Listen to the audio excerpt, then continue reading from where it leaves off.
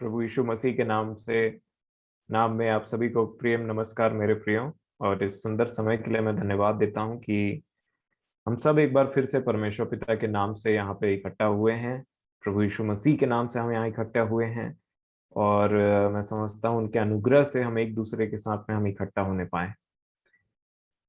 और वचन में जाने से पहले आइए हम प्रार्थना करें ताकि प्रभु की ओर से हमारी सहायता।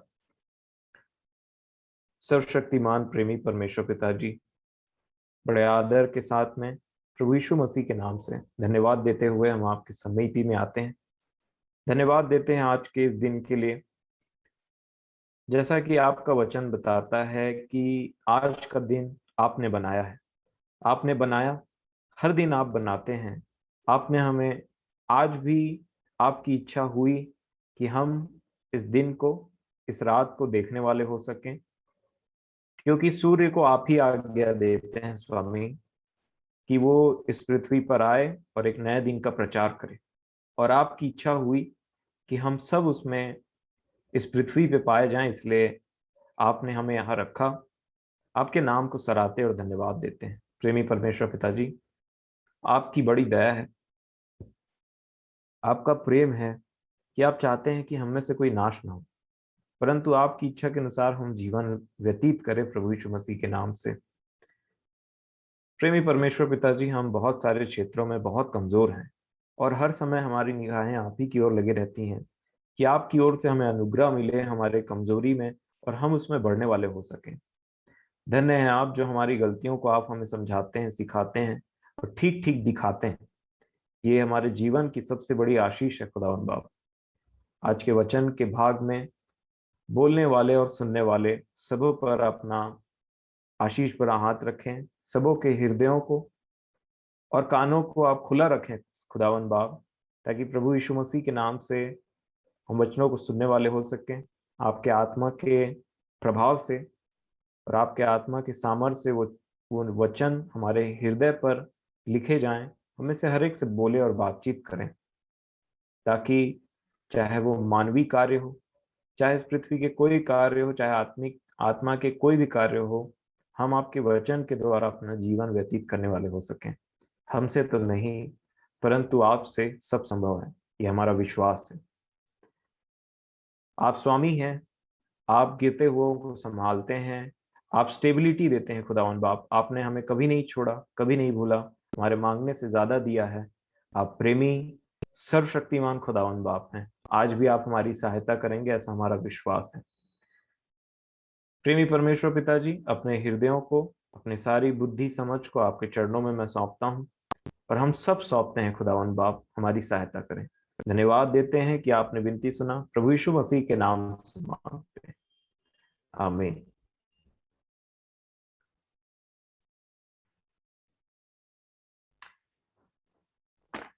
मेरे प्रियो, व्यवस्था विवरण की पुस्तक में से कुछ वचनों को मैं बोलना चाहूंगा जो मैं सीख रहा था अपने जीवन के लिए। और व्यवस्था विवरण की पुस्तक उसके 8 अध्याय में और एक वचन से मैं पढ़ना चाहूंगा। पिछले दिनों मैंने आपसे निवेदन किया था कि आप भजन संहिता की पुस्तक 107 अध्याय को जरूर पढ़िएगा, और उसमें आपको कहीं ना कहीं अपना जीवन दिखाई देगा। और यूहन्ना रचित सुसमाचार में से बहुत सी बातें मैं और आप वहां देख सकते हैं कि किस प्रकार हमारा जीवन रहता है और किस प्रकार परमेश्वर पिता हमें छुड़ाते हैं उन सब सारी चीजों से। आज जो विषय है, मैं समझता हूं कि ये विषय कभी ना खत्म होने वाला विषय के समान है, क्योंकि विषय है नम्रता के ऊपर में। और नम्रता एक ऐसी चीज है, दीनता एक ऐसी चीज होती है जो कभी खत्म नहीं होती और कभी खत्म होना भी नहीं चाहिए, क्योंकि ये क्वालिटी है जो परमेश्वर पिता सदैव हम में चाहते हैं और ये बहुत जरूरी है। बहुत बार दीनता और नम्रता, जैसे परमेश्वर पिता को भी पता था जब इजरायली मिस्र में से निकलेंगे और निकले, तो उसके बाद में कोई वचन उनको नम्रता नहीं सिखा सकता। मेरे और आपके जीवन में कोई वचन हमें नम्रता नहीं सिखा सकता। हम प्रार्थना करेंगे कि प्रभु हमें नम्र बनाइए और सोचेंगे कि हम आज प्रार्थना करेंगे और कल नम्र बन जाएंगे, तो ऐसे नहीं हो सकता। नम्र बनने के लिए परमेश्वर पिता हमें एक प्रोसेस से लेकर के जाते हैं, जहां पे हमारा हृदय एक नहीं बार बार टूटता है, बार बार टूटता है। और टूटने के बाद में हम ऐसे हो जाते हैं कि परमेश्वर पिता पर डिपेंडेंट हो जाना, परमेश्वर पिता के ऊपर में एकदम से भरोसा करना। और मैं बोलना चाहूंगा कि कुछ सुनने और समझने के लायक बनता है इंसान उतना टाइम, जो वो अपने आप को पहचानता है। और इसीलिए आप देखिएगा कि जब परमेश्वर पिता ने इजरायलियों को छुड़ाना चाहा, जब अब्राहम से प्रति वाचा बांधा था, तो उन्होंने बोला था कि एक पर्टिकुलर समय के लिए जो तुम्हारे वंशज हैं वो बंधुआई में जाएंगे। और कभी भी बंधुआई के बिना, देखिए भजन संहिता 107 आपने पढ़ा होगा, तो आप महसूस करेंगे, या नहीं भी पढ़ा होगा तो आप मसीही जीवन को जब जीते हैं तो आपने ये चीज महसूस किया होगा कि कोई चीज हमारे हृदय में इतना भारी हो जाता है, हमारे मनों में इतना भारी हो जाता है मेरे प्रियो, कि ना उसको ना एक समय ऐसे आता है एक मनुष्य के जीवन में कि वो दूसरे मनुष्य से भी बोलना नहीं चाहता, या वो सोचता है कि मैं ये बात को किससे शेयर करूं, कोई इन बातों को समझेगा नहीं, और करना भी नहीं चाहिए। और इसीलिए वो सारे बोझ को, वो थकावट को, प्रभु यीशु मसीह ने कहा कि हे बोझ से दबे हुए लोगों, थके हुए लोगों, मेरे पास आओगा।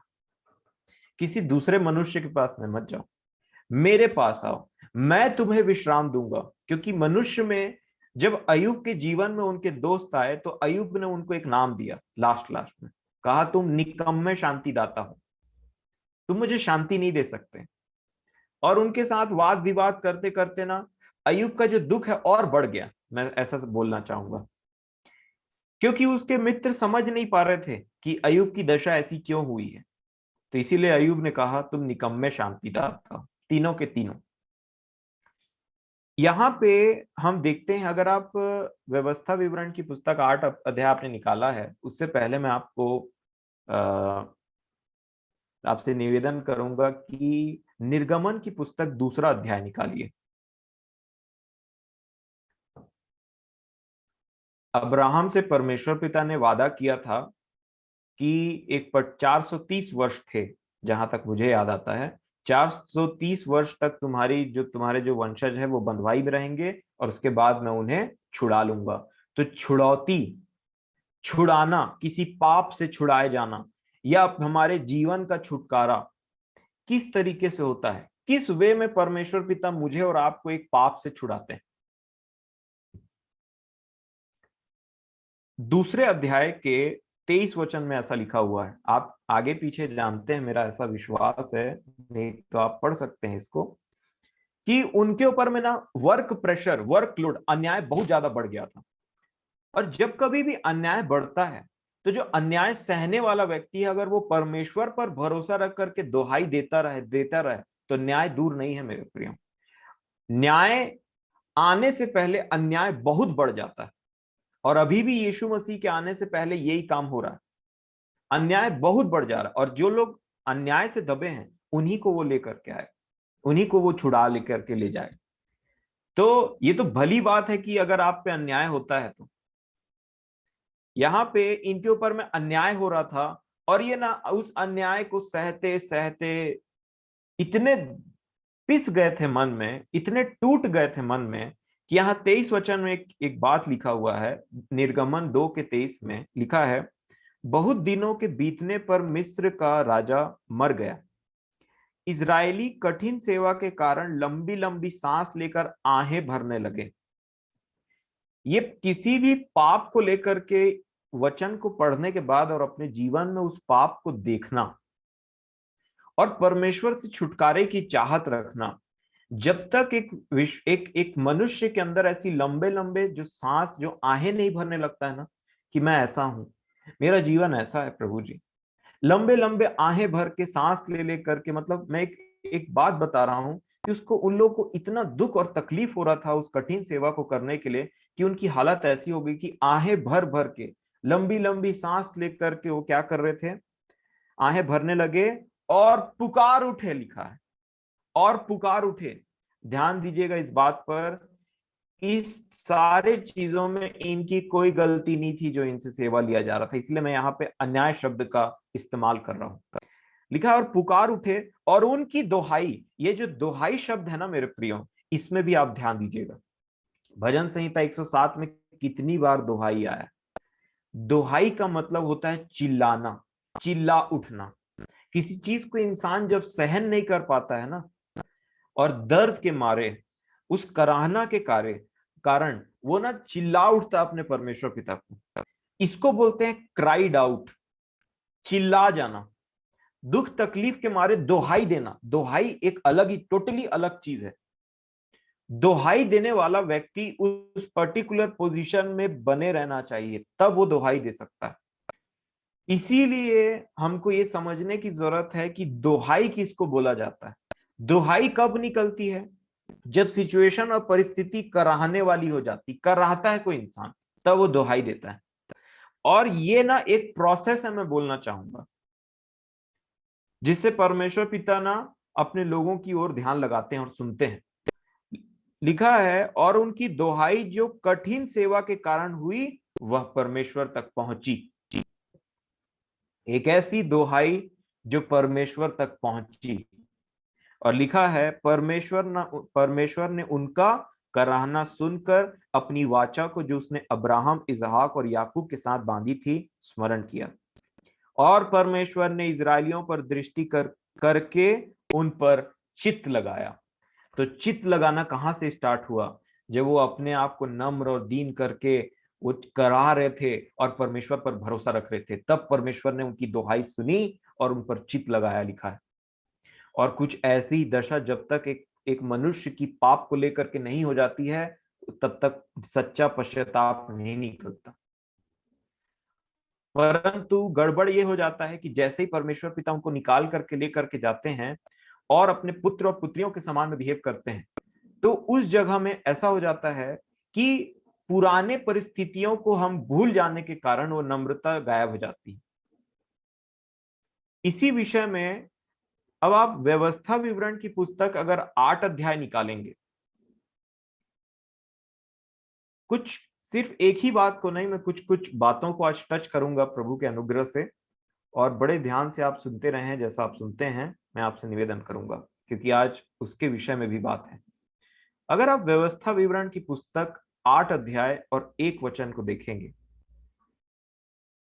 लिखा है जो जो आज्ञा मैं आज तुम्हें सुनाता हूं, है ना। मैं चाहता हूं आप सब इन वचनों को बड़े ध्यान से देखेंगे।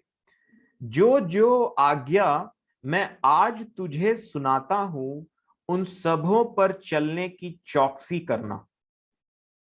सबसे पहली बात जो उन्होंने क्या कहा? जो जो आज्ञा मैं तुम्हें सुनाता हूं, उनमें चलने की चौकसी करना। तो यहां पे कंपोनेंट है आज्ञा जो वो देने वाले हैं। दूसरी बात, किस तरीके से सुनना है वो भी बताया, है ना। मैं फिर से पढ़ूंगा, जो जो आज्ञा मैं आज तुझे सुनाता हूं, उन सबों पर चलने की चौकसी करना। किस लिए? क्या होगा उससे? इसलिए कि तुम जीवित रहो। जीना है तो आज्ञा मानना है। देखिए, जीवन को जीवित रहने का क्राइटेरिया बाइबल में लिखा है परमेश्वर की आज्ञा को मानना। और इसीलिए इन्होंने आगे क्या कहा? और बढ़ते रहो। अगर जीवित नहीं है तो आज्ञा नहीं मानते हैं। अगर बढ़ नहीं रहे प्रभु में आगे, तो आज्ञा का उल्लंघन हुआ है।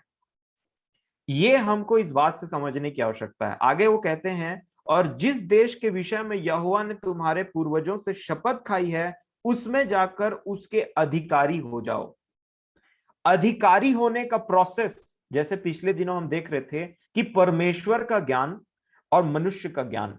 परमेश्वर का ज्ञान मसीह है, और मसीह बार बार बोल रहा है प्रकाशित वाक्य तक, जो जय पाए उसे मैं एक पर्टिकुलर टाइप का अधिकार दूंगा। जो जय पाए उसको मैं ये दूंगा अपने, है ना। हमने देखा है कि किस प्रकार सब कलीसियाओं को प्रभु यीशु मसीह ने कुछ अधिकार का वादा किया है, कुछ अधिकारों का वादा किया है। और बड़े गजब की बात है कि प्रभु यीशु मसीह ने धन्य वचन में ये कहा, धन्य है वे जो मन के जो नम्र है, कहा उन्होंने, है ना। थर्ड वचन जो बोला था कि जो नम्र हैं, क्योंकि वे पृथ्वी के अधिकारी होंगे।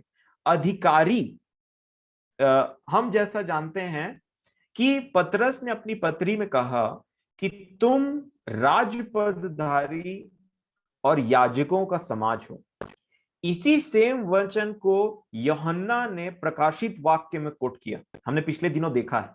आइए उसको एक बार और देख लेते हैं। अगर आप प्रकाशित वाक्य की पुस्तक 1 अध्याय को निकालेंगे,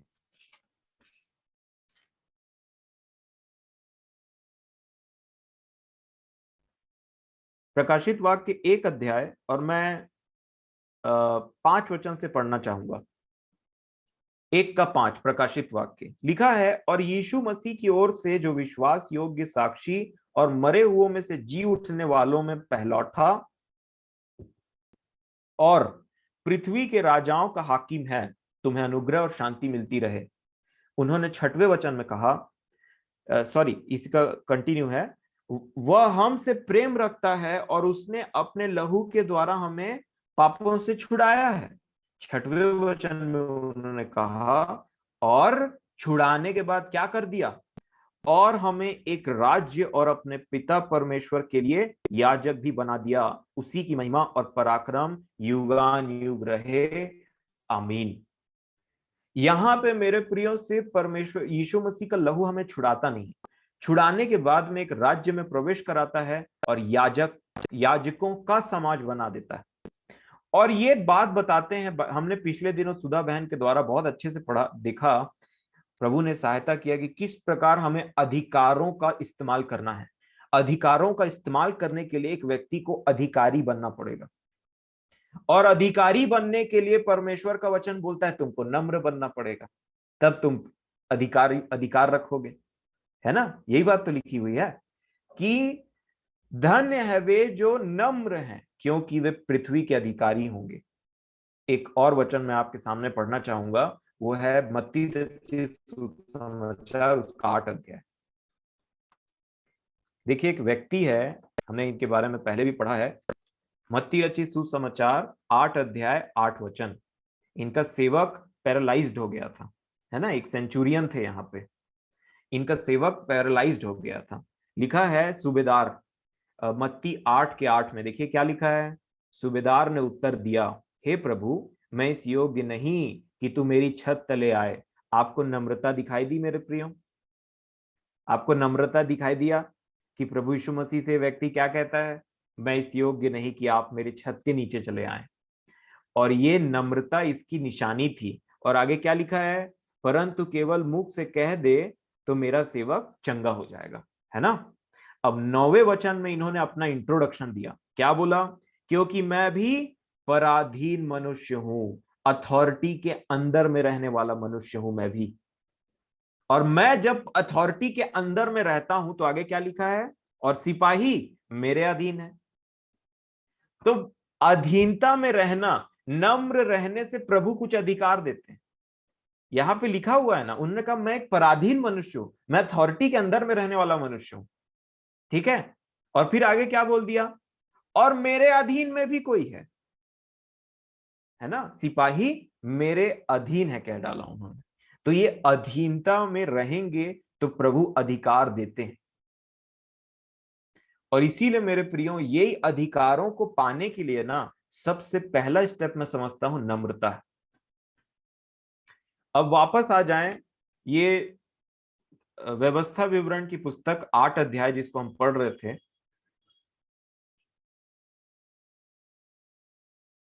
व्यवस्था विवरण 8 अध्याय, पहला ही वचन को मैं फिर से दोहराना चाहूंगा। यहां पे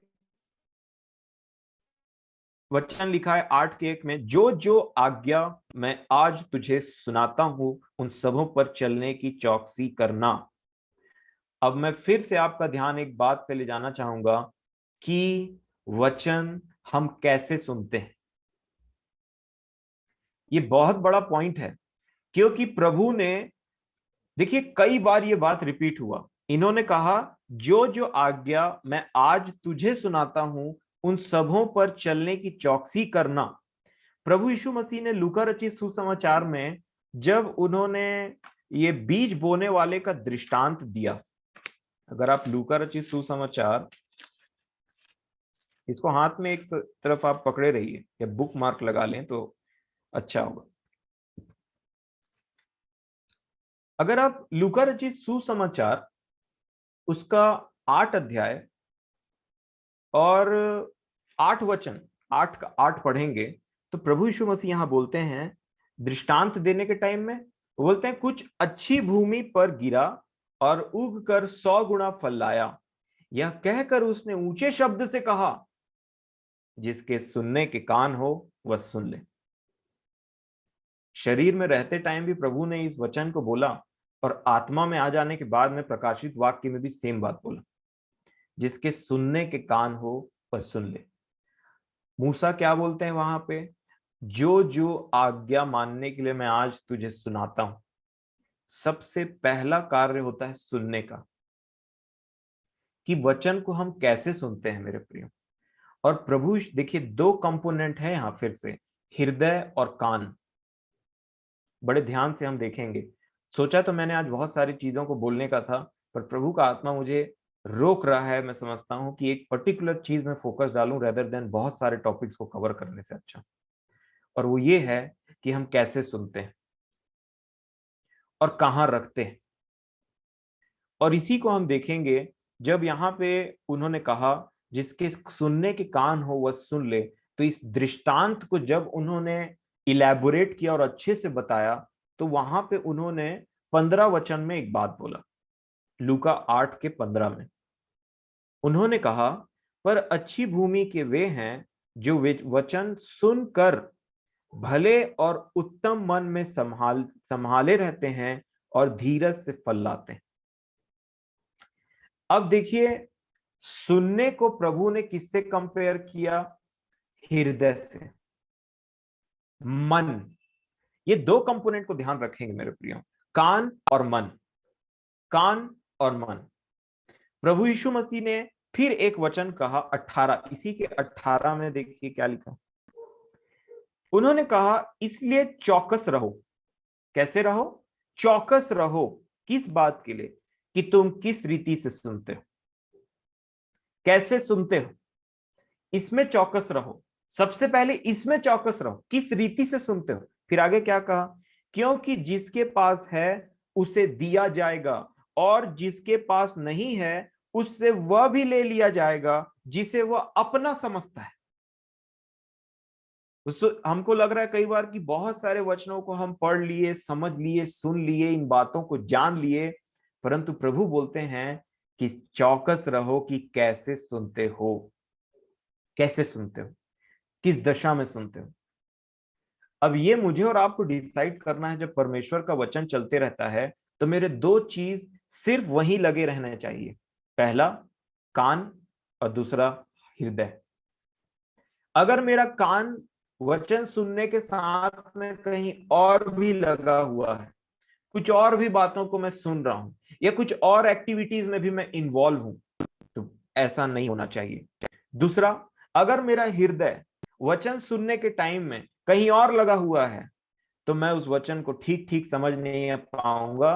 वो आएगा और पार हो जाएगा, क्योंकि जिस टाइम बोने वाला बोते रहता है, उस टाइम चोरी करने वाला चोरी करते भी रहता है। ये दोनों एक्टिवेटेड रहते हैं, क्योंकि यहां पे लिखा हुआ है 12 में, इसी के लूका के 8 के 12 में लिखा है, मार्ग के किनारे के वे हैं जिन्होंने सुना। सुना, सुना उन्होंने भी, परंतु क्या हुआ? तब शैतान आकर उनके मन में से वचन उठा ले जाता है, कि कहीं ऐसा न हो कि वे विश्वास करके उद्धार पाएं। सुनने से विश्वास, विश्वास किसके वचन से सुनने से होता है? मसीह के वचन से। और उससे उद्धार का रिलेशन है मेरे प्रियो। ये कोई ऐसे ही कथा कहानी नहीं चलते रहती, इससे उद्धार होता है परमेश्वर के जीवित कलाम से। ये वचन उद्धार कराता है। इसीलिए जो सुनता है उसके लिए जो प्रभु ने क्या कहा कि जिसके सुनने के कान हो वह सुन ले, नहीं तो बाकी लोग चलते बने। मेरे प्रियो, इसीलिए हमको ध्यान रहने की जो आवश्यकता है कि जब वचन का भाग चलते रहता है, जब प्रार्थनाएं चलते रहती हैं, खासकर वचन के बारे में कहा है तो वचन के बारे में बोलूंगा कि वो जब वचन का भाग चलता रहता है तो हम किस प्रकार सुनते हैं, कहाँ हृदय लगा हुआ है, किसी बात की चिंता, इसके आगे क्या करना है उसका प्लानिंग, जो हो गया उसके मन में हृदय में नाना प्रकार की बातें, और कान, ये कान और हृदय प्रभु के हाथों में हम सौंपे। वचन सुनने से पहले इधर उधर हमारा मन न लगे रहे, और तभी जाकर के ये जो वचन है हम इसको पूरी तरीके से ग्रहण कर पाएंगे और ये कुछ काम करेगा। नहीं तो विरोधी रेडी है मेरे प्रियो कि कब उस वचन को चोरी करके भाग जाए। इसीलिए बहुत इंपॉर्टेंट है कि वचन को हम किस रीति से कैसे सुनते हैं, कान कैसे हैं हमारे।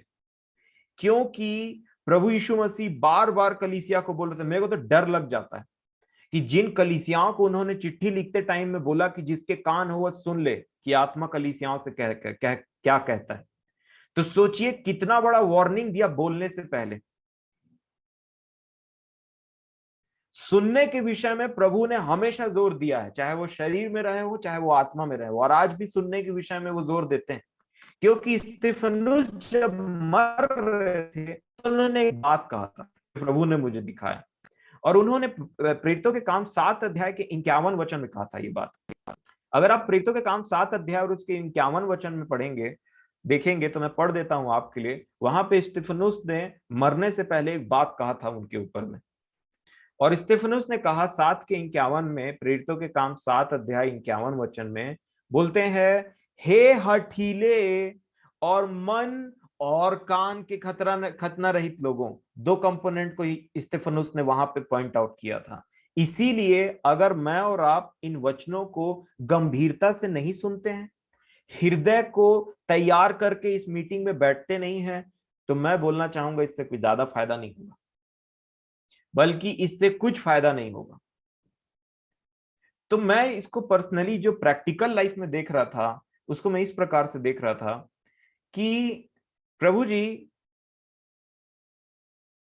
दिन भर अगर मैं किसी और काम में व्यस्त रहूं और सिर्फ रात में मीटिंग या फिर एक पर्टिकुलर समय में आकर के आपके वचनों को ध्यान देने की कोशिश करूं, तो बाकी के जो 20 घंटे हैं वो इस 15 मिनट में बहुत ज्यादा भारी पड़ जाएंगे। कैसे? दिन में 24 घंटे होते हैं, और मान लीजिए मैं और आप 18 घंटा का उपयोग कर पाते हैं या 16 घंटा का उपयोग कर पाते हैं, और उस 16 घंटे में मैं और आप मान लीजिए 15 घंटा किसी और काम में बिताते हैं और उसमें परमेश्वर के वचन से कोई लेना देना नहीं होता है, और उसके बाद में मान लीजिए मैं और आप मीटिंग में आ जाते हैं, और उसके बाद में या फिर अपने पर्सनल डिवोशन में बैठते हैं 15 मिनट के लिए, 10 मिनट के लिए, तो वो जो दिन के बिताए हुए 15 घंटे हैं ना, जैसे ही मैं और आप बाइबिल को खोलेंगे, प्रार्थना करने के लिए बैठेंगे ना, वो उस पर भारी पड़ जाएंगे और दिमाग इसमें लग नहीं पाएगा। इसीलिए ये बहुत इंपॉर्टेंट है कि हम तैयारी के साथ सुनने के लिए बैठें, कि आज परमेश्वर का वचन मुझसे बोलेगा और बातचीत करेगा। सुनने के लिए हम नहीं जाते हैं, परंतु परमेश्वर का वचन जिन प्रियों के मुंह से बोला जाता है उनको हम किस रीति से सुनते हैं, ये बहुत इंपॉर्टेंट है मेरे प्रियो। अगर कोई काम काज में हम व्यस्त हैं, या इधर उधर की बातों में हमारा मन लगा हुआ है, या नाना प्रकार की बातों में हमारा मन और हृदय दोनों विचलित है या उसी में लगा हुआ है, उससे नहीं हो पाएगा। या हम किसी काम को करते करते वचन को सुन रहे हैं, तो भी ये संभव नहीं है कि ये फलवंत हो। कैसे? जब मरियम और मार्था के घर में प्रभु यीशु मसीह ने प्रवेश किया, तो ऐसा हुआ कि मार्था काम में व्यस्त थी और मरियम बैठ करके वचन को सुन रही थी। और जब वचन को मरियम ने सुना, तो प्रभु यीशु मसीह बोलते हैं, इस पर्टिकुलर महिला ने ना उत्तम भाग को चुन लिया है। उत्तम भाग है परमेश्वर का वचन। और इसीलिए प्रभु यीशु मसीह ने एक बात बोल दिया कि मेरे माता और मेरे भाई वही हैं, मेरे बहन भी वही हैं जो परमेश्वर के वचन को सुनते हैं और उस पर चलते हैं। तो सबसे पहला काम होता है सुनने का, कि मैं और आप किस रीति से इन वचनों को सुनते हैं, किन कामों में व्यस्त रहते हैं, कहाँ मन लगे रहता है, किन लोगों से क्या चीज होते रहता है। अब इमरजेंसी को तो कोई प्रेडिक्ट नहीं कर सकता, या फिर वो सब बात अलग है कि घर में कोई अचानक से आ गया, कुछ ऐसी बात हो गई। परंतु मेरे प्रियो, ये जीवनदायक वचन है, जिसको जैसे हम सुनेंगे ये वैसे कार्य करेगा प्रभु के अनुग्रह से। इसीलिए सबसे पहले सुनना। रोमियो की पत्री अगर आप देखेंगे कि रोमियो की पत्री उसके 10 अध्याय में 10 का 17 है। रोमियो की पत्री उसका 10 अध्याय और 17 वचन में पौलुस कहते हैं, अतः विश्वास सुनने से और सुनना मसीह के वचन से होता है। एक व्यक्ति जब वचन को सुनता है, उसका कान और उसका मन जो उस पर्टिकुलर वचन पे लगता है, तब उसको सुनने से वो उसके हृदय में जाता है, और हृदय में जाने के बाद में उसको विश्वास होता है कि ये परमेश्वर का वचन है, ये सच्चा है, और विश्वास करने के बाद में उसका उद्धार हो जाता है। और इसी क्रिया को, इस पर्टिकुलर प्रोसेस को शैतान नहीं चाहता, इसीलिए वो सुनने में सबसे पहले बाधा डालता है, सुनने में बाधा डालता है, और सुनने के बाद में भी बाधा डालते रहता है। इसीलिए हमको ये बात समझने की जरूरत है कि हम किस प्रकार से सुनते हैं। व्यवस्था विवरण में मूसा ने जब 8 अध्याय के 1 वचन में कहा, उन्होंने कहा था, जो जो आज्ञा मैं आज तुझे सुनाता हूं, उन सबों पर चलने की चौकसी करना। चौकसी। प्रभु यीशु मसीह ने कहा, ध्यान दो कि तुम कैसे सुनते हो। पे अटेंशन ऐसे लिखा है, टेक केयर लिखा है, कैसे सुनते हो, वचनों को कैसे सुनते हो और क्यों सुनते हो। आगे उन्होंने कहा दूसरे वचन में 8 का 2 में, व्यवस्था विवरण, उन्होंने कहा, और स्मरण रख कि तेरा परमेश्वर यहोवा उन 40 वर्षों में तुझे सारे जंगल के मार्ग में से इसलिए ले आया है कि वह तुझे नम्र बनाए और तेरी परीक्षा करके यह जान ले कि तेरे मन में क्या है, और कि तू उसकी आज्ञाओं का पालन करेगा या नहीं करेगा। अगर मैं और आप जो पर्टिकुलर अधिकारी वाला पोजीशन दिया गया है, जो प्रभु हमको अधिकारियों वाला पोजीशन देते हैं, एक अधिकारी का पोजीशन देते हैं, उस अधिकारी का पोजीशन अगर मेरे को और आपको मसीही जीवन में अटेंड करना है ना, उसका ये सूत्र है, फॉर्मूला है। क्या? कि पहले कैसे सुनते हो उस पे ध्यान दो, चलने की चौकसी करो, और उसके बाद में उन्होंने कहा, ताकि ऐसा करके तुम एक, जहां पे तुम जा रहे हो, जिस सियोन देश की हम बात करते हैं, जिस स्वर्गीय देश की बात करते हैं, वहां पे हम अधिकारी के समान रहें। हर कोई अधिकारी नहीं बन सकता, और अधिकारी बनने के प्रोसेस के लिए क्या बोला प्रभु ने, उन्होंने, स्मरण रख कि तेरा परमेश्वर यहोवा उन 40 वर्षों में। अब ये तीसरा रिक्वायरमेंट क्या है अधिकारी बनने का? जंगल का सफर। जंगल के सफर के बिना कोई अधिकारी नहीं बन सकता। और जंगल के सफर में होता क्या है? हमारे जीवन में जंगल का सफर बोलने से जो परमेश्वर पिता के द्वारा निर्धारित किया रहता है, उसमें परमेश्वर पिता इन दुख तकलीफ मुसीबतों में क्या चेक करते रहते हैं? सबसे पहले तो वो हमको नम्र बनाते हैं, हम पिसे हुए बन जाएं, उन सारी चीजों को हम सहना स्टार्ट कर दे जो जो हमारे ऊपर में अन्याय होता है। और उसमें फिर उन्होंने सेकंड चीज बताया कि परीक्षा होती है जंगल में। जंगल मतलब परीक्षा होता है। प्रभु यीशु मसीह की परीक्षा जंगल में ही हुई थी, और परीक्षा के टाइम में वो चेक करते हैं कि अगर इसके ऊपर में बहुत सारा प्रेशर डाल दिया जा रहा है, इसको दुख तकलीफ हो रहा है, तो क्या ये आज्ञा को फिर भी मानता है या मानती है? क्योंकि विश्वास की परीक्षा, नम्रता का मनुष्य में डाला जाना और सिखाया जाना जंगल में ही होता है मेरे प्रिय, जंगल में ही होता है। और इसीलिए उन्होंने क्या कहा फिर आगे चल के 3 वचन में, वो कहते हैं, उसने तुझको नम्र बनाया, उसने तुझको नम्र बनाया। तो नम्र बनने के लिए याद रखिए, अगर आपको अपने अंदर में नम्रता की क्वालिटी चाहिए, तो मान लीजिए मैं और आप प्रार्थना करते हैं कि प्रभु हमको नम्र बनाए, तो जंगल का सफर उसी दिन से स्टार्ट हो जाता है, क्योंकि प्रभु के पास में और कोई प्लानिंग नहीं, वो सिर्फ जंगल के मार्ग में लेकर के जाते हैं ताकि नम्र बनाए। और उसमें वो बोलते हैं, क्या होता है फिर वहां पे, बहुत बेहतरीन चीज जो इस संसार के साथ में नहीं होता है, और भूखा भी होने दिया। अब किसको भूखा होना अच्छा लगता है?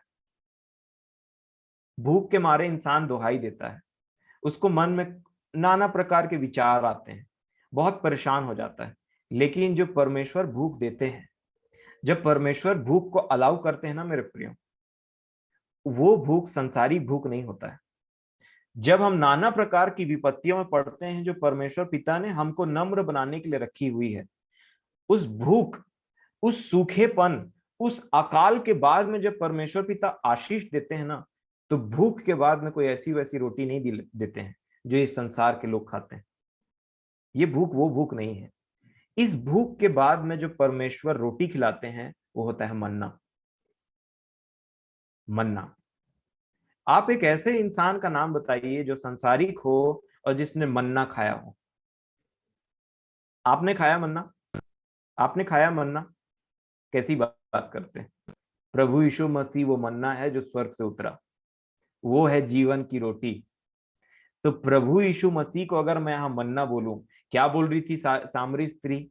सामरी स्त्री कहती है हमारे पुरखाओं ने मन्ना खाया। तो इसके रिस्पॉन्स ने प्रभु ने क्या बोला पता है? सच्ची रोटी जो स्वर्ग से उतरती है वो मैं हूं। तो प्रभु यीशु अगर परमेश्वर का वह मन्ना है, तो उस मन्ने को खाने के लिए हमको भूखा रहना पड़ेगा। ये परमेश्वर का ठहराया हुआ एक रास्ता है मेरे प्रियो। प्रभु करे कि आज का वचन सबको समझ में आए, सबका ध्यान, सबका मन, सबका कान यहाँ रहे। मेरी ये तहे दिल से प्रार्थना है कि आज का वचन सबको समझ में आए। ये मत सोचिएगा कि व्यवस्था विवरण के वचन को मैंने पहले भी पढ़ा है, मत्ती, लूका और प्रकाशित वाक्य के वचन को मैंने पहले भी पढ़ा है। आज का वचन, हर टाइम प्रभु का वचन ना कभी पुराना नहीं होता है, और जिसके लिए वो पुराना हो गया वो व्यक्ति पुराना है, वचन पुराना नहीं होता, व्यक्ति में कमी होती है। और इसीलिए मेरे प्रियो, हम इन बातों को समझें कि जिस प्रकार से लिखा है भूखा भी होने दिया, तो जब भूखे होते हैं वो भूख बढ़ती है। प्रभु यीशु मसीह ने क्या कहा? देखिए, भूख मन्ना से तृप्त किया जाता है, प्यास पवित्र आत्मा से तृप्त किया जाता है। और ये जो भूख उत्पन्न होती है, जब एक इंसान के मन में भूख उत्पन्न होती है कि मेरा उद्धार करता कौन है, मुझे पापों से कौन छुड़ाएगा, वो जंगल के मार्ग में नम्र बनते बनते जाता है। तो उस भूखे रहने को जिसने अलाउ किया, जिस भूख को जो खुदावन बाप ने, जो परमेश्वर ने अलाउ किया, मन्ना भी वही खिलाता है। मन्ना भी वही खिलाता है। अब ये वो मन्ना नहीं रहा जो सड़ जाए, ये वो मन्ना है जो एक बार खा ले तो कभी भूखा ना हो। और यही है प्रभु यीशु मसीह। ऐसे ही प्रभु मिलते हैं। आगे क्या लिखा है? क्या लिखा मन्ना का विश्लेषण करते टाइम में इन्होंने लिखा, जिसे न तू और न तेरे पुरखा ही जानते थे। उस मन्ना को न तुम जानते थे, न तुम्हारे पुरखा जानते थे। ये दृष्टांत चल रहा था इनके जीवन में, क्योंकि जब हम इसको पढ़ें एक पर्टिकुलर समय के बाद में, तो हम इस चीजों को समझें। और फिर क्या लिखा? वही तुझको खिलाया इसलिए कि वह तुझको सिखाए कि मनुष्य केवल रोटी ही से नहीं जीवित रहता, पर जो वचन यहोवा के मुंह से निकलते हैं उन्हीं से वह जीवित रहता है। इस चीज को क्या मैंने और आपने सीखा है कि मनुष्य केवल रोटी ही से जीवित नहीं रहता, क्योंकि जंगल में एक व्यक्ति जब सफर कर रहा है तो इस चीज को सीखेगा। लिखा, मनुष्य केवल रोटी ही से नहीं जीवित रहता है, परंतु परमेश्वर के मुख से निकले हुए हर एक वचन से वो जीवन पाता है। ये जंगल के सफर में हम सीखते हैं मेरे प्रियो। जीवन इस रोटी में नहीं, जीवन इस संसार में नहीं है, जीवन है प्रभु यीशु मसीह में। और जो उसको खा ले उसकी भूख हमेशा के लिए खत्म हो जाती। और भूख के साथ प्यास भी होता है।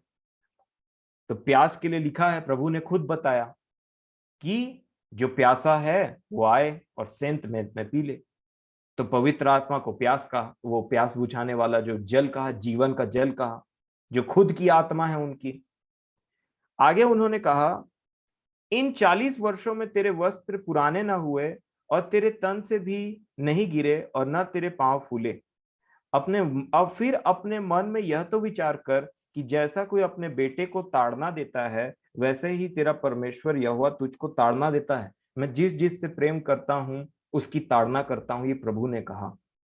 और इसीलिए मेरे प्रियो, मैं आज आपको इस बात के लिए एनकरेज करना चाहता हूं कि जंगल के सफर में जब हम चलते हैं, तो जंगल का सफर छोटा नहीं होता है। सबसे पहली बात, जंगल का सफर काफी लंबा होता है, और जंगल का सफर तब तक खत्म नहीं होगा जब तक मैं और आप नम्रता को नहीं सीख लेते, जब तक मैं और आप परमेश्वर के उस टेस्टिंग में पास नहीं हो पाते।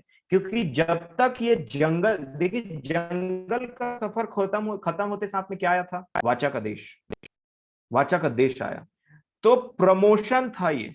जब हम जंगल के सफर में चलते रहते हैं, पिसाते रहते हैं, हमारा मन पिसाते रहता है, हम नम्र बनते रहते हैं, आज्ञा मानना सीखते हैं दुख उठा उठा करके, तो जिस दिन परमेश्वर पिता को ये कंफर्म हो जाता है कि इसने इस जंगल के सफर को पार कर लिया है, या वो लिखा है ना यहाँ पे, कहा परंतु तेरे मन को जांचना चाहता था, क्या तू उसकी आज्ञाओं को मानता है इस जंगल के सफर में? जंगल के सफर में आज्ञा को मानना बहुत कठिन होता है, और इसलिए प्रभु ने अपना अनुग्रह भी दिया, अपना आत्मा भी दिया है। और जंगल के सफर में जब हम जैसे ही पार होते रहते हैं ना, बहुत तकलीफ होती है, बहुत तकलीफ होती है। हर बात को हम सीखते हैं, गिरते हैं, उठते हैं, लेकिन मन हमारा परमेश्वर पिता की तरफ लगा है और हम परमेश्वर से प्रेम करते हैं, तो उस जंगल के सफर में धीरे धीरे हम पार होते चले जाते हैं। लेकिन उस सफर में सबसे इंपॉर्टेंट ये है कि हम नम्र बने और उनकी आज्ञाओं को मानना सीखें। और आज्ञाओं को मानना है तो सुनना सीखना पड़ेगा। और ऐसा व्यवहार क्यों होता है हमारे साथ में? क्योंकि उन्होंने मुझे और आपको अपना बेटा और बेटी बना लिया। और यही वो ज्ञान है मसीह का जो संसार नहीं समझ सकता। संसार को ये दुख और तकलीफ जैसे ही मिलती है, वो वहां से पलट जाते हैं। परंतु जो परमेश्वर से प्रेम करते हैं, जो प्रभु यीशु मसीह से प्रेम करते हैं, वो इस सफर को पार करते हैं। कि जिस प्रकार प्रभु यीशु मसीह ने अपने पिता से प्रेम रखा और वो जंगल के सफर को और सारी बातों को सब में आज्ञाकारी रहे, वो सब में आज्ञाकारी रहे, जबकि उन्होंने ऐसा कोई काम नहीं किया था जिसके चलते उन पे ये सब चीजें बीते, परंतु फिर भी अपने पिता की आज्ञाकारिता में उन्होंने उस जंगल के सफर को पार कर दिया। और बीच में एक बात कहा, मैं मन में नम्र हूं, मेरा जुआ तुम उठा सकते हो। इस सफर में प्रभु अपनी नम्रता को प्रकट करते हैं अपने लोगों पर, और पिता तब बोलते हैं, यह मेरा प्रिय पुत्र है जिससे मैं अति प्रसन्न हूं, इसकी सुनो। अधिकार दिया प्रभु को परमेश्वर पिता ने। और इसीलिए मेरे प्रियो, आप निराश और हताश ना होए। और दूसरी बात ये सीखें, अपनी गलतियों को पहचानना।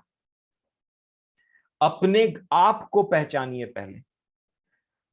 पौलुस बोलते हैं कि अपने अपने मन में विचार करो, आपको आपसे अच्छा कोई नहीं जानता इस पृथ्वी में। और प्रभु का काम यह है, प्रभु के आत्मा का काम यह है कि हमारी दशा वो हम पर प्रकट कर देते हैं।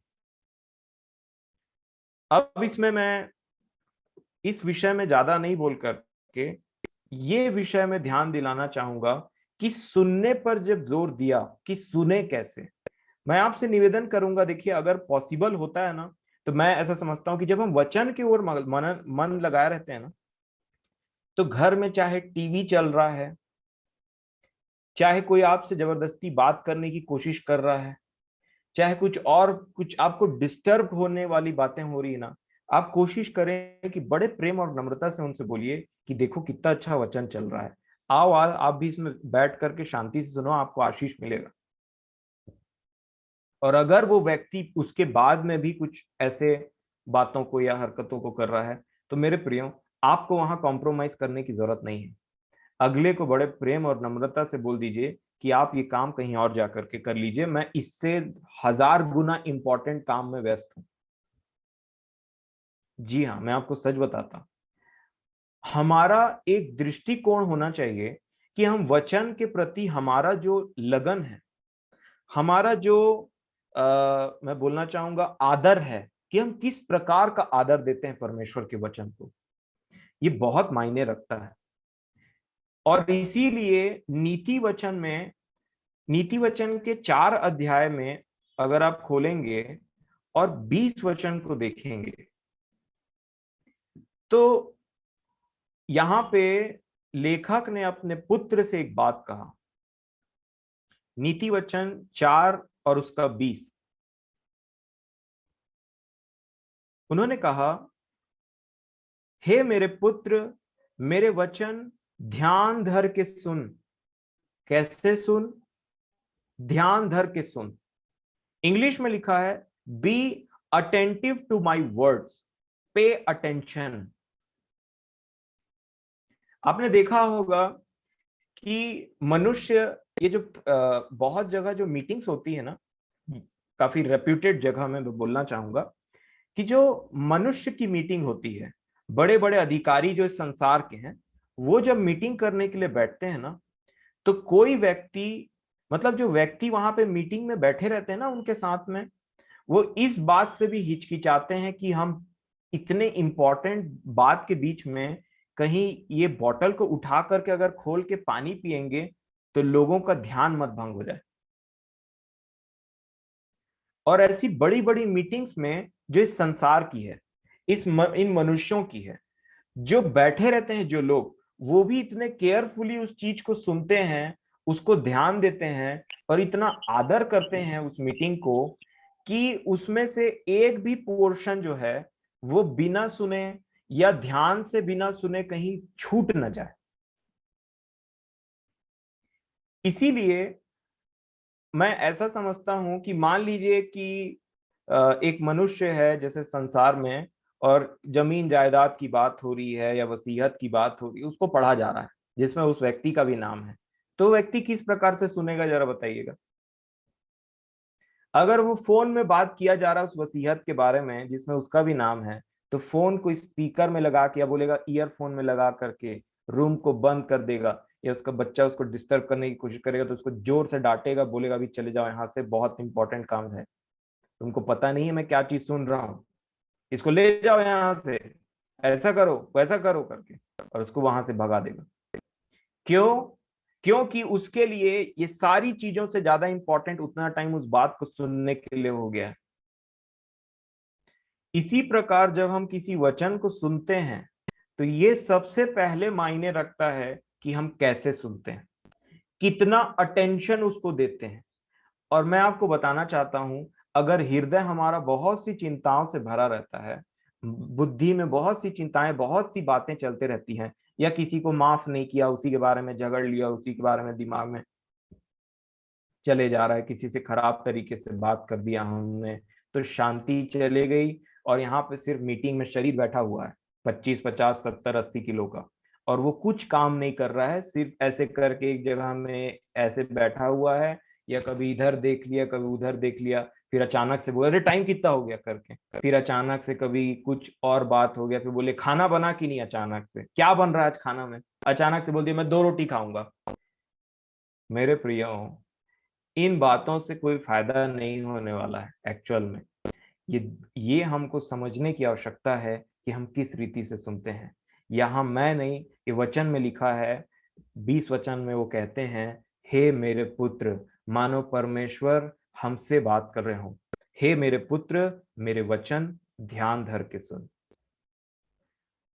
मैं समझता हूं, मैं अपने जीवन के लिए ऐसा मानता हूं कि अगर मैं किसी काम में व्यस्त हूं, या कुछ और, मान लीजिए उस पर्टिकुलर समय मेरा और कुछ काम है, या फिर मैं मीटिंग में नहीं जुड़ पा रहा, तो मैं मीटिंग में उस दिन नहीं जुड़ता। आपको मैं अपनी बात बताऊंगा क्यों। क्योंकि मैं जिस दिन भी जुड़ूंगा उस दिन मेरा यही प्रयास रहेगा कि मैं अपना 100% मीटिंग में दूं, नहीं तो मैं ना आऊं यहाँ पे। क्योंकि यहाँ पे मैं अपनी उपस्थिति देने के लिए नहीं, परंतु यहाँ पे कुछ सीखने, और जो कुछ मैंने सीखा उसको सिखाने के लिए, सिखाने मतलब उसको शेयर करना मैं बोलना चाहूंगा, उस चीज के लिए हम यहाँ पे प्रस्तुत होते हैं। और इसी तरीके से यहाँ पे की हुई सभा कारीगर होती है। अब देखिएगा क्या होता है, कई बार वचन का भाग खत्म होता है और कुछ बुद्धि के कमजोर लोग कुछ और ही बात निकालने लगते हैं जो वचन से रिलेटेड है ही नहीं। तो जिनके दिमाग में ये बातें जा रही थी, वो सुन रहे थे, समझ रहे थे उसको और अपने जीवन के लिए विचार कर रहे थे, ये काम नहीं हो पाया उस चीज के चलते। इसका मतलब ना उन्होंने खुद सुना वचन को ठीक से, और ना दूसरे को जो सुने हुए थे उनको भी डिस्टर्ब कर दिया बीच में जाकर। अब देखिएगा कि कलीसिया के खत्म होने के बाद में वचन का भाग तो मानो कई जगह ऐसा होता है कि लोग ऐसा बिहेव करते हैं कि पता नहीं क्या था वो अंदर में, हमने तो सुना ही नहीं, क्योंकि उसके बारे में जब बात ही नहीं कर रहे हैं, कुछ बोल ही नहीं रहे हैं कि क्या चीज के। जैसे दादा ने एक बात बोला कि आज हमारे बीच में एक प्रिय आए थे और उन्होंने ये वचन को सुना, उन्होंने का ये वो टॉपिक था। इसका मतलब वो व्यक्ति जो काम को करने के लिए कलीसिया में उपस्थित थे, गए थे, उन्होंने वो चीज को लेकर के आ गए। और कलीसिया खत्म होने के बाद में भी देखिएगा इधर उधर की बात, उधर इधर की बात। तो बेचारा जो थोड़ा बहुत सुने रहता है, ध्यान देते ही रहता है ना, उसको लगता है शायद मैं ज्यादा वचन में ध्यान दे रहा हूं। मेरे दोस्त लोगों देखो, इनके लिए ये भी तो चर्च वाले हैं, ये तो ऐसी बातों को नहीं करते। तो जिस संगति के लिए, जिस वचन के संगति के लिए वो वहां पहुंचे रहता है या पहुंचे रहती है, उसको वहां पे वो खत्म होने के बाद मिलता ही नहीं। और कचड़ा, कूड़ा उसके दिमाग में दूसरा व्यक्ति भरते जाता है। इसीलिए कुछ लोग कलीसिया खत्म होने के बाद में ना वहां से निकल जाते हैं। वो सबसे बेस्ट चीज है अगर वचन का भाग वहां पे नहीं बोला जाता, इधर उधर की बातें की जाती तो। और इसीलिए मेरे प्रियो, देखिए सुनेंगे नहीं ठीक से तो समझेंगे कैसे, उस पे सोच विचार कैसे करेंगे, उस पे मनन कैसे करेंगे। आप हागे नबी की पुस्तक निकालिए, मैं आपको एक चीज दिखाना चाहता हूं और आपसे निवेदन करूंगा फिर से एक बार कुछ एक दो वचन बोलने के बाद में कि आप हागे नबी की पुस्तक को पढ़िएगा अच्छे से और देखिएगा कि ये सेंटेंस परमेश्वर ने कितने बार बोला। हागे नबी की पुस्तक 1 अध्याय और 5 वचन।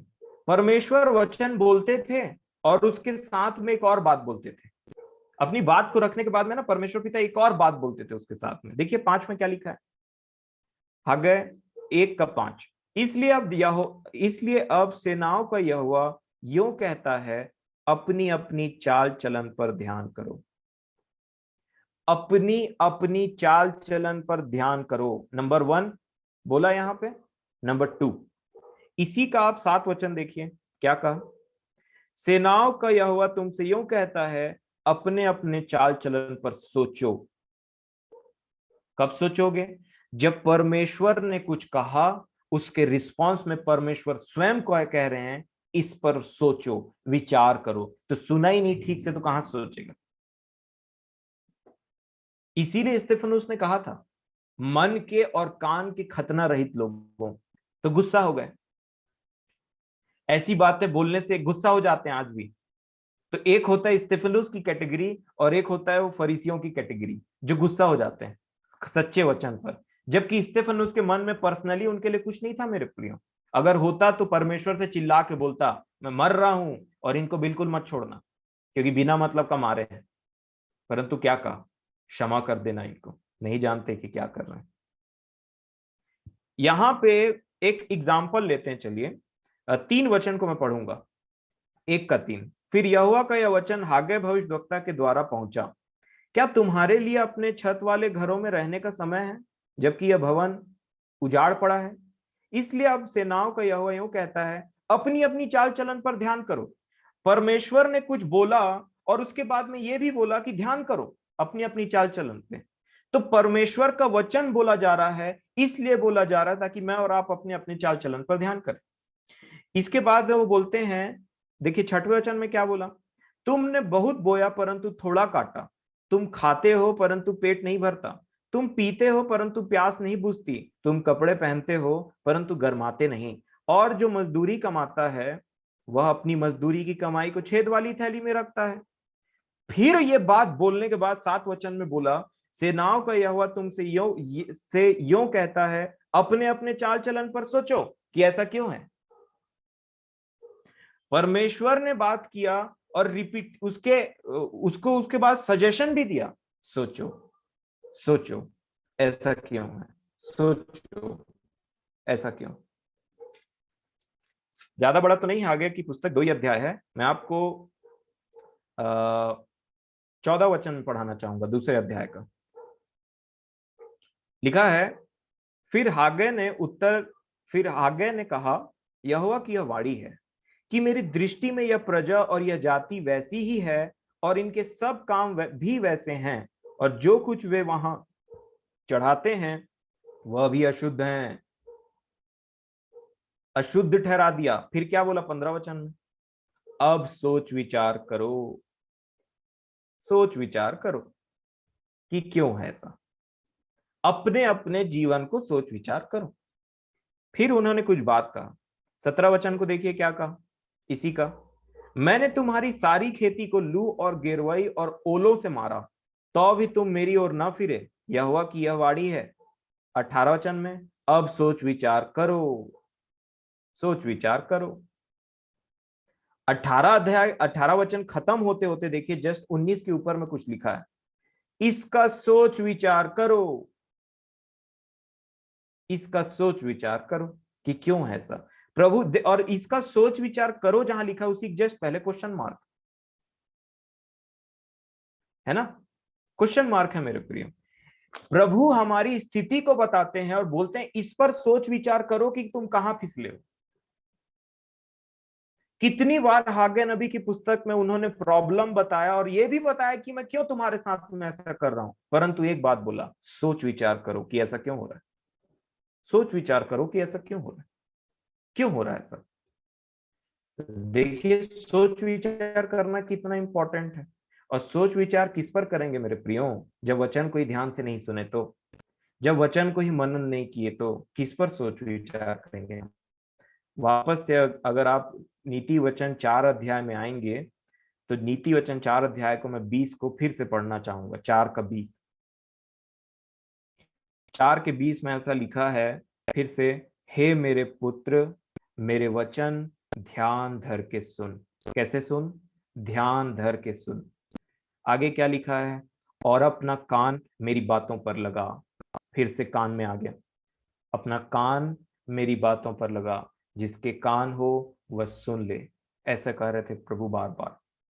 और वहां स्टेफनोस क्या बोलते हैं, कान के खतना रहित लोग, मतलब जिन्होंने अपना कान परमेश्वर को बलिदान नहीं किया है। हृदय के खतना रहित लोगों, जिन्होंने अपना हृदय परमेश्वर को बलिदान नहीं किया है। 2 लोग के बारे में फिर आगे क्या कहा 22 वचन में, क्योंकि, क्यों क्यों ऐसा करो, क्योंकि जिनको वे प्राप्त होती हैं वे उनके जीवित रहने का। वहां पे मूसा क्या बोल रहे थे, जो जो आज्ञा मैं तुम्हें आज सुनाता हूं उनको उनको करने चलने, उन पर चलने की चौकसी करो ताकि तुम जीवित रहो और बढ़ते चले जाओ। यहाँ पे ये क्या बोलते हैं 20, सॉरी मैं 20 को मिस कर गया था, मैं 21 को मिस कर गया था, मैं 20-21 फिर से पढ़ूंगा। नीति वचन लिखा है, हे मेरे पुत्र मेरे वचन ध्यान धर के सुन और अपना कान मेरी बातों पर लगा, इनको अपनी आंखों की ओट ना होने दे। आंखों की ओट ना होने दे मतलब आंख के सामने से ये भाग ना जाए कि अभी दिखाई दिया फिर चला गया, अभी दिखाई दिया फिर चला गया, ऐसा ना होने दे। आगे वो क्या बोलते हैं, वरन अपने मन में धारण कर। अब प्रभु ने जो चीज को कंपेयर किया था वहां क्या कहा था, कि जो सुनते हैं और उसके बाद अपने मन में रखते हैं और तब वो फल लाते हैं। और यहाँ पे ये बोलते हैं अपने मन में धारण कर। क्यों, क्योंकि जिनको वे प्राप्त होती हैं वे उनके जीवित रहने का, प्लस उनके सारे शरीर के चंगे होने रहने का कारण होती है। शरीर का भी रिलेशन दिखा दिया इसमें, शरीर के भी चंगे रहने का कारण होती लिखा है। आगे क्या लिखा है उसके बाद, सबसे अधिक अपने मन की रक्षा कर, क्योंकि जीवन का मूल स्रोत वही है। अब कनेक्शन देखिए, उन्होंने कहा ध्यान धर के सुन, मतलब कान, सुन मतलब कान, फिर हृदय को बोला, फिर आंख को बोला, उसके बाद अपने अटेंशन बोलने से दिमाग की जरूरत होती, अटेंशन को बोला, और ये सब करने के बाद में क्या बोल दिया लास्ट में, टेढ़ी बात अपने मुंह से मत बोल। कहां से निकलेगा मुंह से बात, हमने पिछले दिनों देखा था, हृदय में जो है वो मुंह से निकल जाता है। तो इस प्रकार से स्टेप बाय स्टेप मनुष्य अपने चाल चलन की चौकसी करता है। लिखा, टेढ़ी बात अपने मुंह से मत बोल और चालबाजी की बातें कहना तुझसे दूर रहे। इंग्लिश में लिखा है, put away from you cricket speech and put devious talk from far from you. और उन्होंने कहा, आंख सीधी लगी रहे।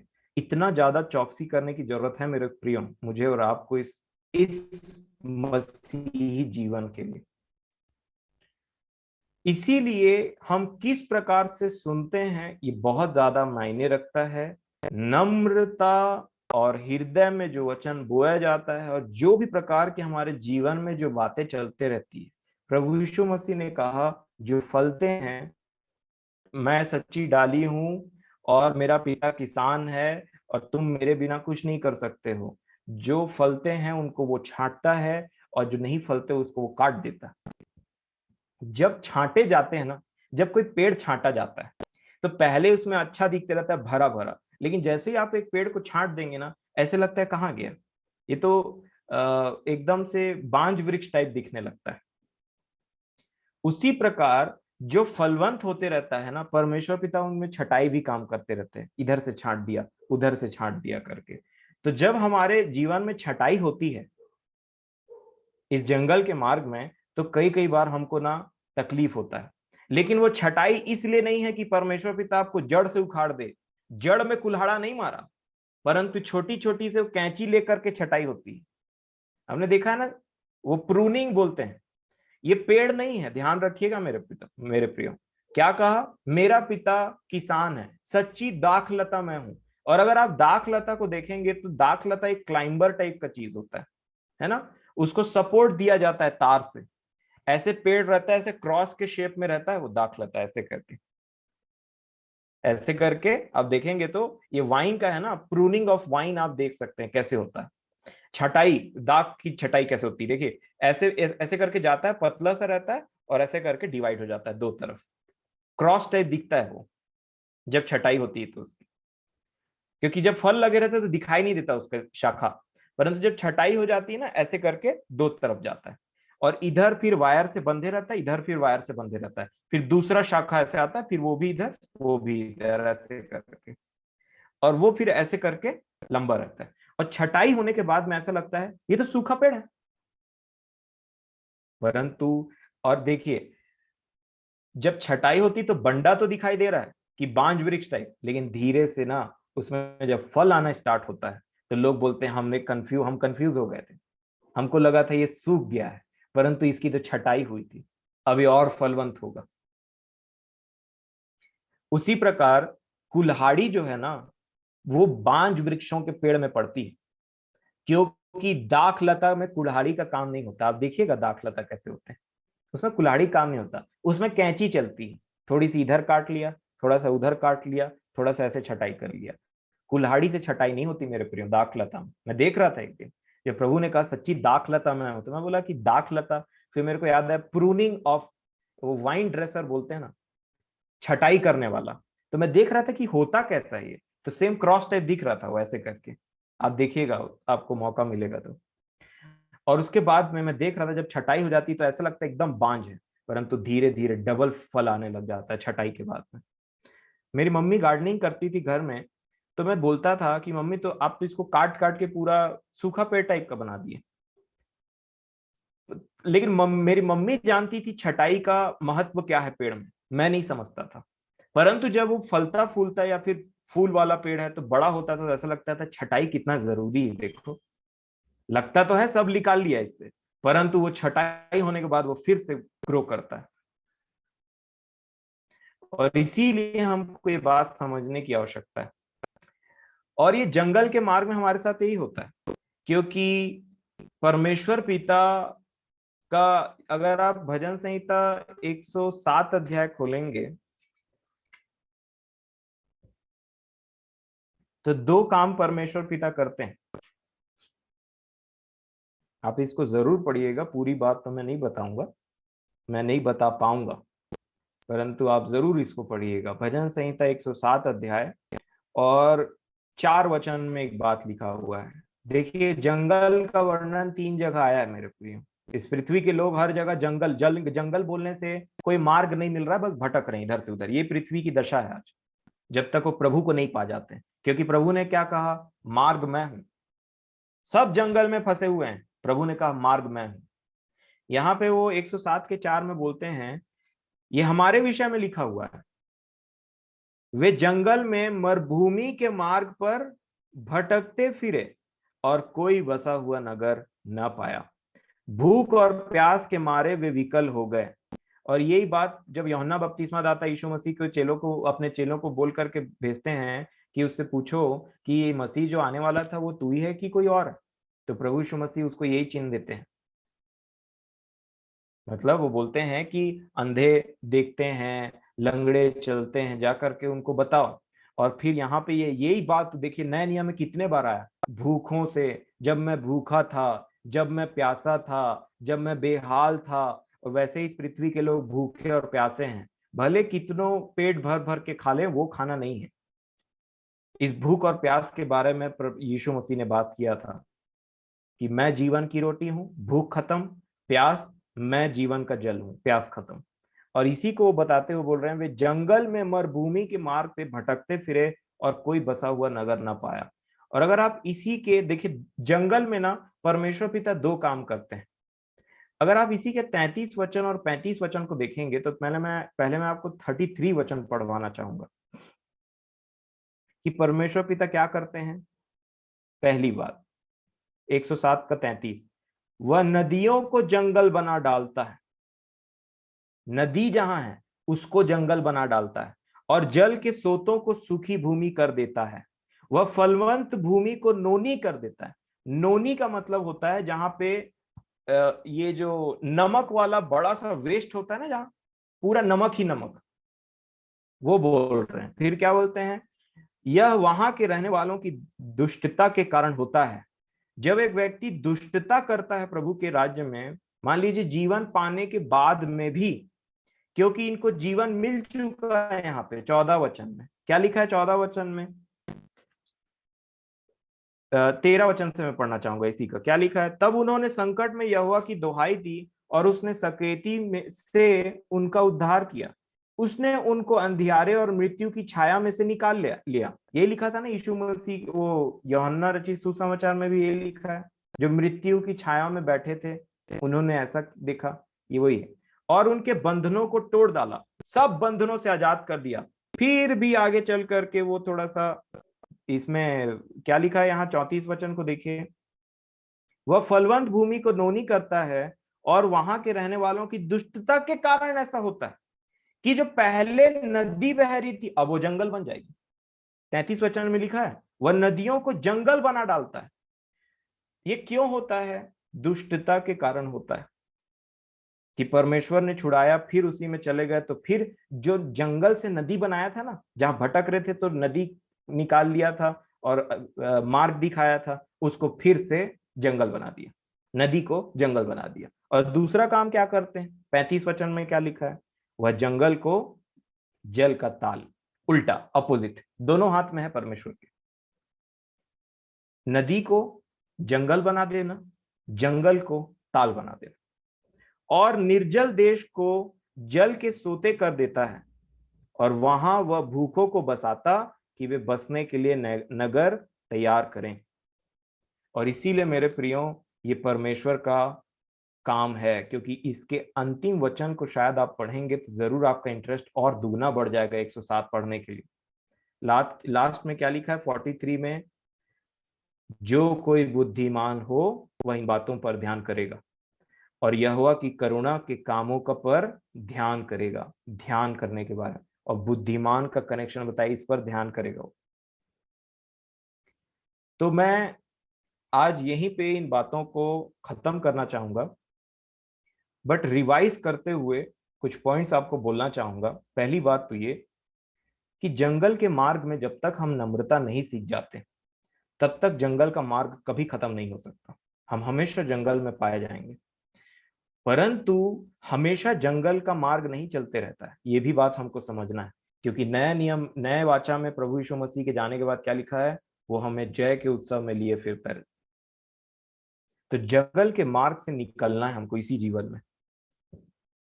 क्योंकि ध्यान दे मेरे प्रियो, जो वाचा का देश के विषय में उनसे बोला गया था, जंगल में बहुत सारे नाश तो हो गए, परंतु जंगल से कुछ निकल करके पहुंच भी गए थे जहां का वादा किया था। उसी प्रकार हमेशा हम जंगल में नहीं पाए जाने चाहिए, जंगल में से निकलना है। इस संसार के इस ये जो जीवन चल रहा है दुख मुसीबत का, जब तक हम नम्रता नहीं सीख जाते, जंगल का सफर कंटिन्यू रहेगा। कभी भी हम सच्चे आनंद और शांति को नहीं पा पाएंगे।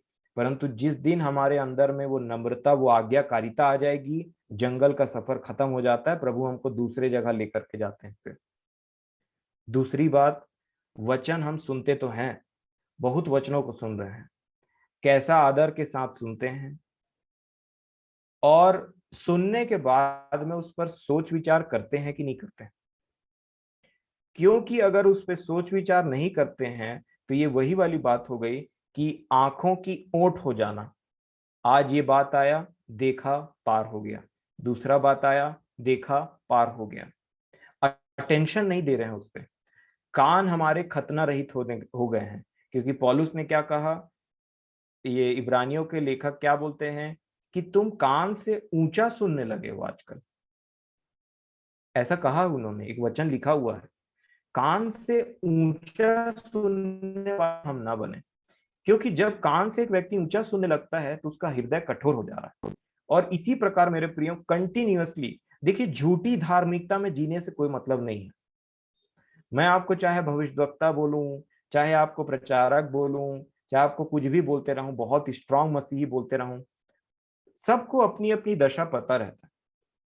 क्योंकि ये परमेश्वर ने स्वयं कहा है कि सोच विचार करो कि तुम्हारी दशा ऐसी क्यों है। और जब हम सोच विचार करते हैं उस विषय में, तो ये बहुत बड़ा समय चाहिए हमको अब परमेश्वर पिता को देने के लिए, अपने जीवन में सोच विचार करने के लिए। और वहीं से पश्चाताप निकल करके आता है। और इसीलिए मेरे प्रियो, प्रभु ने साफ कहा कि जिसके सुनने के कान हो वह सुन ले कि आत्मा कलीसियाओं से क्या कहता है। नेक्स्ट, ये जो वचन हम सुन रहे हैं, ये हमारे हृदय में जा रहा है कि नहीं। नेक्स्ट, कि घर के किसी कामों के चलते, घर में कुछ भी चीजों की वजह से, क्या हम कहीं वचन के साथ कॉम्प्रोमाइज तो नहीं कर रहे हैं। क्योंकि अधिकतर देखा जाता है कि घर में कोई मेहमान आ गया तो सब लोग उसको रिसीव करने के लिए चले जाते हैं, और उसके बाद में ऐसा होता है कि हम चाहे मीटिंग कर रहे हो, चाहे कुछ कर रहे हो, फिर वहां पे जाना पड़ता है, वो सब चीजें होती हैं। मैं ऐसा समझता हूं कि कहीं ना हमको इन सब चीजों में ना एकदम से स्ट्रेट फॉरवर्ड रहने की जरूरत है। अगर वो मसीही भाई बहन है, मैं समझता हूँ ऐसा, तो उसको सीधे से बोलिए, या तो सुन लो, आ जाओ आप भी हमारे साथ, मीटिंग चल रहा है, इंटरेस्टेड हो वो, अगर सच में मसीही है तो इंटरेस्टेड होंगे, या टाइम होगा, मैं बोलना चाहूंगा, तो जरूर बैठेंगे आपके और मेरे साथ में, है ना। और अगर नहीं है तो मैं समझता हूं कि जितना जल्दी आप उनसे बोल सके कि मैं थोड़ा बिजी हूं, या फिर आप उसको साइड करके वापस से आ सकें, तो वो ज्यादा फायदेमंद होगा। चाहे अब देखिए कलीसियाएं खुल गई हैं आजकल, मैं बोलना चाहूंगा भवन खुल गया है, तो भवन के खुलने के चलते में आप वहां पे भी जा करके अगर जाते हैं, तो हमें ध्यान देना है कि लिखा है, pay attention to my words, मेरे मुंह के वचन पर ध्यान दो, तो इधर उधर ध्यान ना लगे हमारा। कई बार बहुत दुख होता है, क्योंकि मेरा भी हालत ऐसे ही था जब मैंने जीवन नहीं पाया था। तो जब हम भवन में जाते हैं तो कौन क्या पहना है, किसने क्या बात किया, कौन किसके साथ खड़ा है, कौन कौन सी गाड़ी में आया, कौन किसके साथ आया, किसके साथ कौन आया, कहाँ जा रहा है, उसका घर का रास्ता तो इधर है, तो इधर क्यों जा रहा है, उधर क्यों जा रही है। ये सारी बातें जो है ना, ये ना, ये ये खोखले क्रिश्चियन लोगों की निशानी है मेरे प्रिय। हमारा जीवन ऐसा ना बने। ये सब बातें हमारे पास आज दोष लगाने के लिए नहीं पहुंच रही, ना कभी ऐसा पहुंचती है, परंतु इसलिए है कि अगर हमारा जीवन ऐसा है तो हम उससे मन फिरा लें। और दूसरी बात ये, उसके मतलब नेक्स्ट बात ये जाने, जो मैं उसको रिवाइज कर रहा था, ये है कि अधिकारी बनने के लिए पहले नम्र बनना पड़ेगा, खुद अथॉरिटी के अंडर में रहना पड़ेगा, नम्रता से जीवन बिताना पड़ेगा, अपने आप को परमेश्वर पिता जब आपको पुत्र और पुत्री के समान में व्यवहार करते हैं ना, उसको सहना पड़ेगा, चाहे वो अन्याय ही क्यों ना हो। तो प्रभु मेरी और आपकी सहायता करें इन विषयों में। हम कैसे सुनते हैं, क्योंकि कैसे सुनते हैं उसके लिए भी कहा है ना कि चौकस रहो कि कैसे सुनते हैं।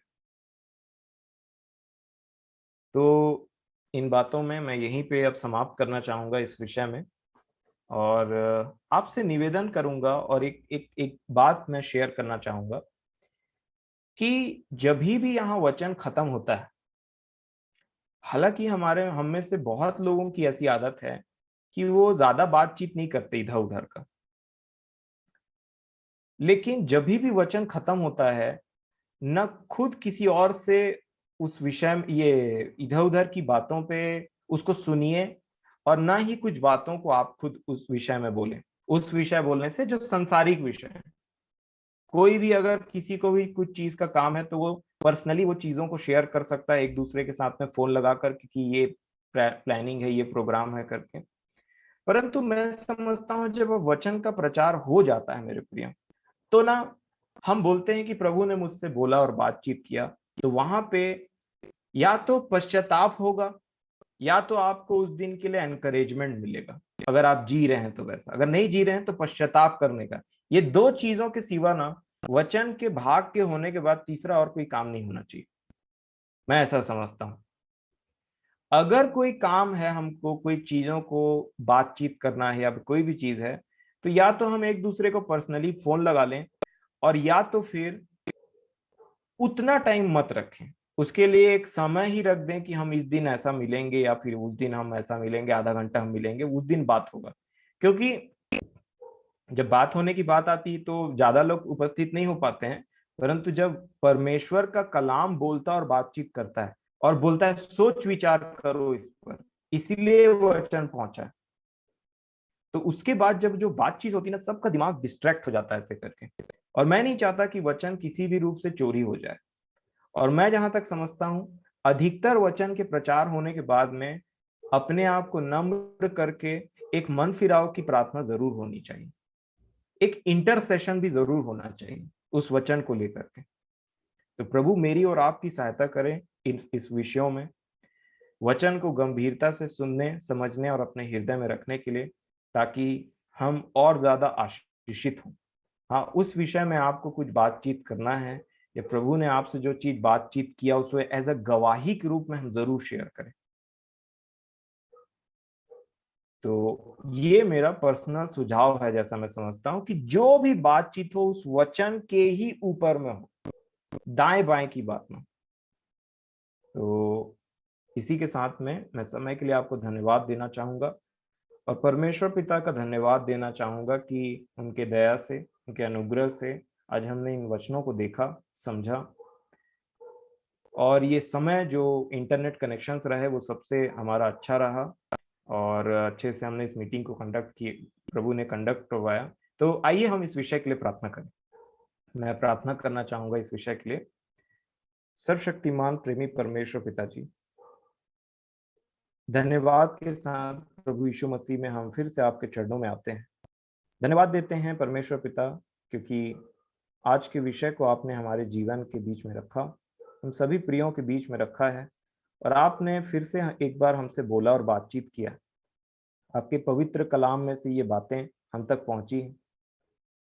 प्रेमी परमेश्वर पिता, हम में से जो भी जंगल के रास्ते में है, जंगल के मार्ग में है, आप अनुग्रह करें कि जब आप हमसे अपने पुत्र और पुत्री के समान में बिहेव करते हैं, हमारी ताड़ना करते हैं, हमारी परीक्षा होते रहती है, हमारी टेस्टिंग होते रहती है स्वामी, आप हमारी सहायता करें कि हम हर बातों में खरे निकलें, और आपकी ओर से हमारी प्रशंसा की हो, आपको नाज हो, आप खुश हो स्वामी हमारे जीवन को देखते हुए कि आपके बेटे और आपकी बेटियां आपकी इच्छा के अनुसार जीवन व्यतीत करती हैं, जैसा प्रभु यीशु मसीह के से आप खुश थे। प्रेमी परमेश्वर पिताजी, हम किस प्रकार से वचनों को सुनते हैं, हम किस प्रकार से वो वचन हमारे हृदय में उतरते हैं, हम किस प्रकार से उस पर सोच विचार करते हैं। आप हमारी सहायता करें खुदावन बाप। प्रेमी परमेश्वर पिताजी, मैं और मेरा परिवार हम आपके सामने में झुकते हैं और आपसे क्षमा मांगते हैं कि जितने भी विषय को आप हमारे जीवन के लिए देते हैं, सेंत मेन से देते हैं खुदावन बाप, बहुत बार हम उस तरीके से उस पर सोच विचार नहीं कर पाते हैं, उसको आदर के साथ में सुन भी नहीं पाते हैं। बहुत बार हमारा मन भटकता है और बहुत बार हम आपके वचन का अनादर करते हैं स्वामी। प्रेमी परमेश्वर पिताजी, आपने ये वचन हमको इसलिए दिया ताकि हम मन फिरा सकें, और हमारे जीवन में ये बातें पाई जाती, इसलिए मैं आपसे क्षमा मांगता हूँ।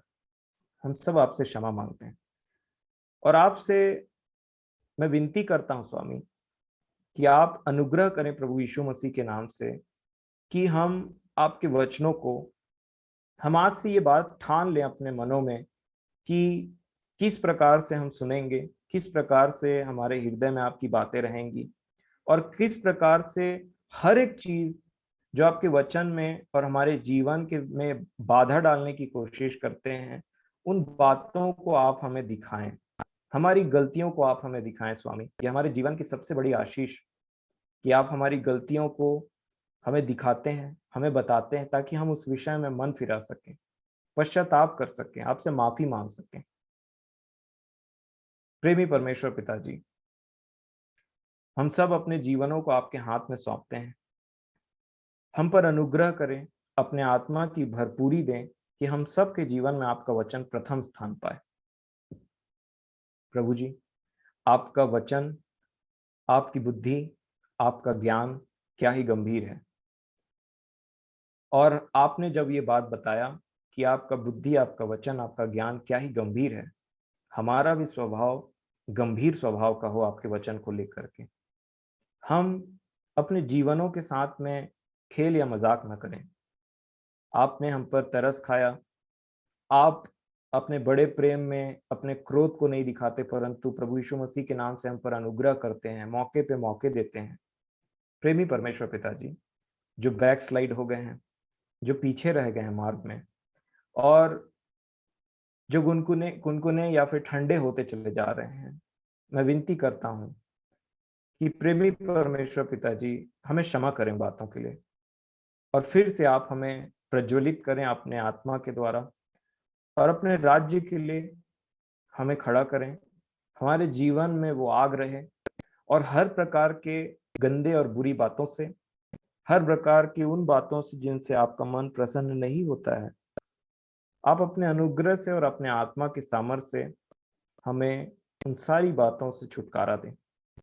परमेश्वर पिताजी, आपने आज हमारी सहायता की है इन बातों को समझने के लिए। मैं आपके नाम को सराहता और धन्यवाद देता हूँ, और धन्यवाद देता हूँ कि प्रभु यीशु मसीह के लहू से और प्रभु यीशु मसीह के नाम से आप हमारे अपराधों को भी क्षमा करते हैं, दया करते हैं, फिर से नया मौका देते हैं, सब कुछ नया कर देते हैं स्वामी। इसलिए मैं आपके नाम को धन्यवाद देता हूँ। प्रार्थना सुनने के लिए आपके नाम को फिर से मैं धन्यवाद देता हूँ। जितने हमारे प्रिय आज निर्णय ले रहे हैं, जो वचन से उन्होंने सीखा है, उन सब निर्णयों को मैं आपके चरणों में सौंपता हूँ। अपने जीवन, अपने प्रियों के जीवन को भी आपके चरणों में सौंपता हूँ, और आपसे यही विनती करता हूँ कि आप हमारी प्रार्थनाओं को सुनें, हम पर दया करें, हम पर अनुग्रह करें स्वामी, ताकि हम आपके नाम के जय जयकार करने वाले हो सके, धन्यवाद देने वाले हो सके। सारा आदर महिमा अपने जीवनों को हम प्रभु यीशु मसीह के नाम से बड़े धन्यवाद से आपके चरणों में सौंपते हैं। धन्यवाद हो आपका हर बातों में। आमीन।